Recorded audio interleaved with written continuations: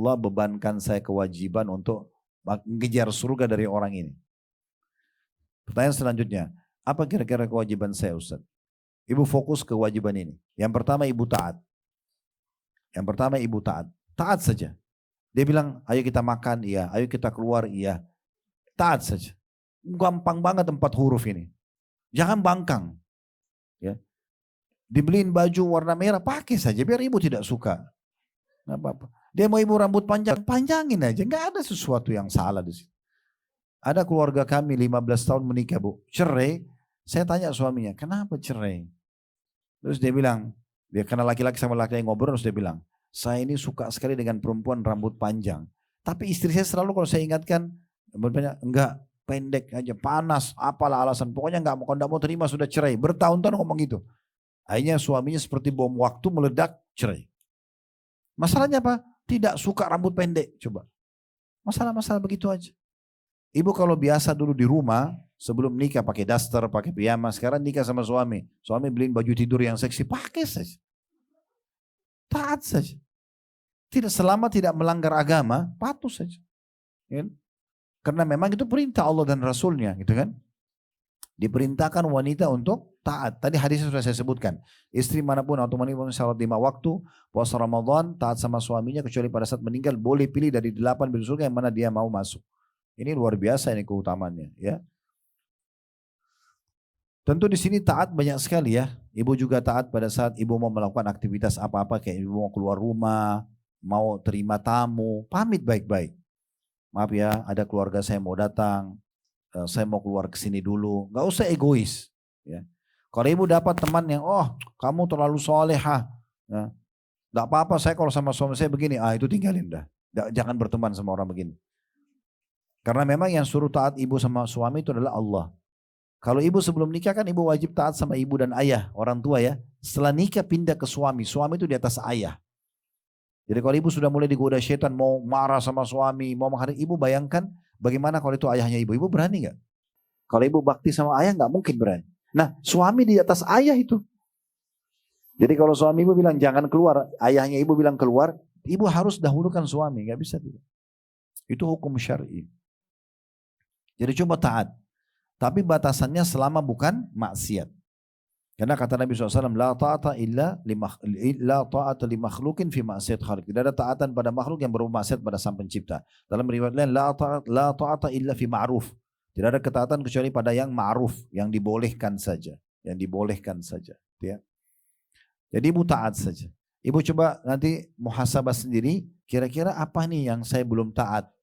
Yang ibu suka bangkang lah, ngeyel. Ya, mulai sekarang gak ngeyel. Ibu percaya sama saya bu, saya laki-laki kalau bicara. Kalau kita temukan istri ini ya, itu iya. Itu yang ada dalam pikiran laki-laki adalah menghormati dan memuliakan. Percaya. Ya. Memang sudah begitu, Allah buat fitrahnya. Karena laki-laki itu ada jiwa kepemimpinannya. Beda sama perempuan, makanya Allah buat laki-laki yang memimpin. Saya pernah sampaikan di kajian, saya juga bilang sama istri saya tentunya bukan suruh ibu begini ya, tapi saya kasih contoh. Kalau suami duduk di kursi, lalu ibu justru duduk di bawah, di dekat kaki dia, ya, misal, maka pastikan selama akal dia masih normal bu, dia akan berpikir istri saya memuliakan saya. Itu pikiran laki-laki. Beda kalau ibu terbalik. Kalau ibu di kursi, suaminya duduk di bawah, ibu bilang saya sudah kuasai dia. Beda konsepnya. Lah ya. Makanya saya dulu waktu awal nikah, sempat istri saya liatin, ini waktu awal kami nikah, diperlihatkan ke saya satu foto, ada foto orang barat, foto ya gitu ya, lagi kayak baju pengantin, duduk di taman, istrinya duduk di kursi, suaminya lagi pakein sepatu istrinya. Dia bilang romantis ya, saya bilang enggak. Keliru, kalau dibalik baru romantis. Lah ya, suami duduk, istri yang pakaiin sepatu itu benar. Apa kata Asma radhiyallahu anha? Ini anaknya Abu Bakar yang nikah sama Zubair. Saya mengurus semua kebutuhan Zubair. Makanannya, minumannya, pakaiannya, biologisnya. Sampai saya memikul air untuk dia. Dan juga saya menggantikan sepatu kudanya. Itu hadis. Riwayat gitu ya. Maksudnya riwayat dari sahabat. Termasuk hal ini tuh sampai kepada Nabi SAW, Nabi gak pungkiri masalah itu. Gitu ya. Jadi taat Bu ya. Ibu jangan kalau ada bisikan untuk tidak taat selama itu baik, maka dari syaitan. Jangan dipatuhi, jangan diikuti. Karena ada hadis Nabi begini Bu ya. Istri manapun yang pada saat dia meninggal suaminya ridho. Ridho itu kayak merasa kehilangan. Kecuali pasti dijamin masuk surga. Jadi usahakan ibu kalau meninggal, suaminya merasa sedih, kehilangan karena selama hidup ibu baik. Jangan ibu meninggal, suami bilang alhamdulillah dia meninggal, gitu kan? Karena luar biasa, masalah terus selama hidup. Ini yang ketawa-ketawa tahu diri rupanya ya. Jadi mentaati ini bagian daripada ibadah. Ibu nggak ada ruginya. Ibu jangan pernah dibisikin syaitan, oh kalau saya nanti lemah lembut depan dia, saya mengalah berarti saya direndahkan. Tidak, percaya lisan saya. Laki-laki itu punya fitrah, kalau istrinya makin merendah, makin baik, makin disayang, makin dinaungi. Kalau ibu hadapi suami seperti hadapi laki-laki, misal ibu pecahin piring, dia bisa pecahin satu rak. Ibu banting pintu, dia bisa rubuhin pintu. Ibu teriak kasar, dia bisa lebih kasar. Ibu punya satu senjata yang luar biasa, suara ibu lembut, ibu punya air mata, tangan ibu. Itu senjata ibu tidak dimiliki laki-laki. Dia lagi marah pun ibu pegang tangannya, maafin saya.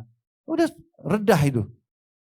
Tapi kalau ibu ajak berantem ya sudah dihadapi secara laki-laki. Ada hadis Nabi, ini benar, ini serius nih ya. Coba dipraktikin. Ada hadis Nabi SAW begini. Istri manapun, kata Nabi SAW ya, maaf, wanita ahli surga kata Nabi, wanita ahli surga, wanita yang kalau dia menyakiti suaminya atau disakiti. Ini hadis Bu, lebih dari 10 tahun saya pikirkan, apa hikmahnya? Kenapa ada potongan hadis? Kalau wanita ahli surga, wanita yang kalau dia menyakiti oke lah dia minta maaf. Tapi dan kalau dia disakiti, dia akan memegang tangan suaminya sebelum tidur dan dia mengatakan saya tidak bisa pejamkan mata sampai kau ridho kepadaku. Padahal dia disakiti sama suaminya. Saya terus merenung, gimana caranya ya?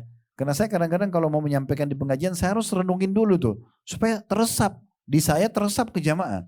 Bapak Ibu kalau dengar ceramah saya terus merasa teresap itu karena saya sedang meresapin materi itu supaya saya bisa sampaikan. Kalau saya tidak tahu bagaimana caranya gitu. Ternyata Bapak Ibu sekalian ini berhubungan dengan masalah karakter laki-laki. Laki-laki itu kalau udah buat salah pun, tapi ibu yang datang, ibu sebenarnya tahu dia salah. Ibu pegang tangannya, mas kalau saya ada salah maafin saya. Sebenarnya ibu sedang singgung dia.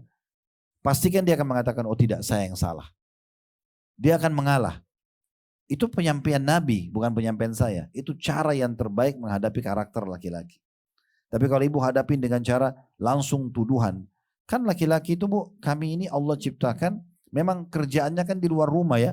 Cari nafkah, sholat berjamaah, hadir Jumat ya, jihad, ngantar jenazah, kan di luar rumah semua.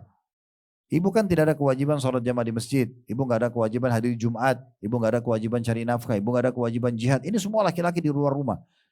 Jadi karena kami di luar rumah, sifat defense kami, laki-laki ini sifat pertahanannya kuat sekali Bu. Kalau ibu serang, maka yang pertama langsung menahan, langsung defend, langsung pertahanan. Kamu gini-gini, udah enggak, langsung selesai. Begitu laki-laki. Jadi bukan begitu cara menghadapinya. Cara menghadapinya justru dengan kelembutan ibu, gitu kan? Nah ini harus difahami baik-baik. Jadi jangan lakukan itu. Justru lakukan dengan baik, dengan santun, dengan ramah. Pernah ada seorang ibu tanya gini, Ustaz, gimana caranya saya ajak suami saya sholat ya? Gak mau sholat orangnya gitu. Udah terlanjur nikah sama suami yang gak sholat. Gimana caranya? Saya bilang ibu bisa lakukan dua hal. Yang pertama, kalau dia masih ada bibit iman dalam hatinya, ibu sebutkan keutamaan sholat. Orang sholat itu dapat ini, dapat ini, dapat ini misalnya. Mungkin dia bisa tersentuh. Kirimkan dia potongan ceramah gitu. Tapi kalau dia orangnya jauh dari agama, nggak usah ajarin saya. Dan segala macam, dia orangnya emosional nggak mau. Maka ibu sentuh ke laki-lakiannya saja. Kepedulian dia. Contoh misalnya, ibu bilang, saya pengen satu waktu nanti mas kapan ya, kalau mas bisa tolong imami saya sholat ya. Sebenarnya ibu minta dia sholat gitu. Misalnya nanti sama anak-anak ya, terus kita coba biar anak-anak minta juga ke ayahnya gitu ya. Walaupun cuma sekali. Anggaplah dia sholat duhur misalnya pas hari Sabtu atau Ahad di rumah. Tidak apa-apa. Habis sholat ibu tunjukin terima kasihnya ibu. Salaman, terima kasih ya mas sudah temani saya sholat misalnya ya. Anak-anak juga, ibu sudah sampaikan sebelumnya, bilang sama ayah, bilang terima kasih ya. Itu akan mendorong dia mau nanti sholat. Jangan disalahkan. Karena saya juga temukan persentase orang yang tidak sholat itu sebenarnya pembangkangan terhadap sholat itu kecil sekali. Yang banyak membuat orang tidak sholat karena tidak tahu sholat itu. Dia tidak tahu keutamaannya, dia tidak tahu caranya.